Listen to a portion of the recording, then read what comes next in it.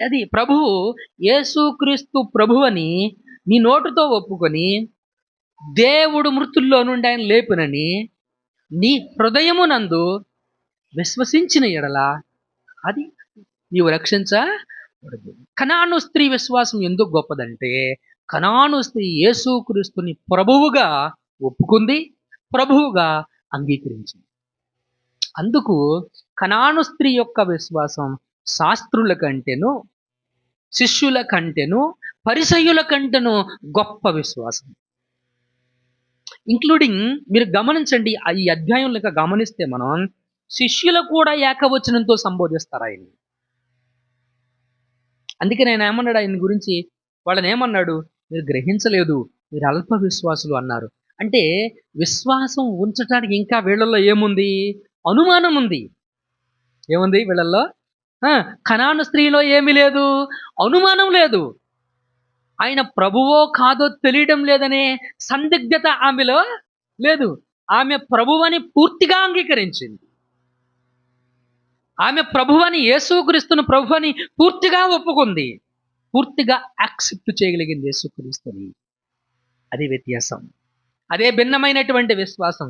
అందుకే క్రీస్తు చెప్పాడు, అమ్మా నీ విశ్వాసం గొప్పది, అమ్మ నీ విశ్వాసము గొప్పది. అందుకే చెప్పాడు యేసుక్రీస్తు ఆమెతో, నీ విశ్వాసము గొప్పది అని. మిత్రులారా, హల్లెలూయా, దేవునికి మహిమ కలుగును గాక. ఈ విశ్వాసాన్ని ఏమంటాము, ఇంకా ఏమంటాము? ఈ భిన్నమైన విశ్వాసం మాత్రమే కాదు, కానీ ఈ విశ్వాసానికి ఒక పేరు పెడితే మనం ఎలాంటి పేరు పెట్టొచ్చు అంటే, ఇది బలమైన విశ్వాసం.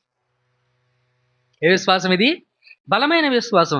ఆ అధ్యాయాన్ని మీరు ఆ స్త్రీ గురించి మనం చదువుతూ ఉన్నప్పుడు మనకి ఏమర్థం అవుతుందంటే, దావీదు కుమారుడా నన్ను కరుణించు అని అడిగితే ఆయన మాట్లాడలా. అడిగితే ఆయన దేవుడే స్వయంగా మాట్లాడలేదు, పట్టించుకోలేదు. అయినా ఆవిడ ఆఫ్ చేసిందా? మళ్ళీ అడిగింది, నన్ను కరుణించు. అయినను, అక్కడ పదం ఉపయోగించాడు, చదవండి 25వ వచనంలో, అయినను ఆమె వచ్చి ఆయనకు మ్రొక్కి.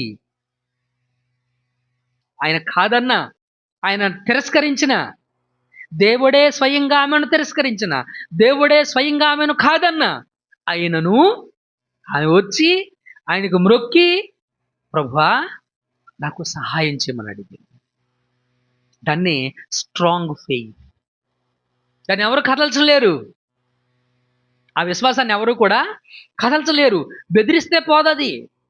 ఈ రోజున యేసుక్రీస్తు దేవుడని నమ్మి యేసుక్రీస్తు సంఘంలో పాలిభాగస్తులయ్యి బయటికి వెళ్ళిపోయి ఈ పాస్టర్ గారులు డబ్బులు అడుగుతారు, దశంభాగాలు ఇవ్వాలి, మేము చేసే ప్రతిదీ చెప్పాలి. ఎవరు చెప్పమన్నారు నిన్ను?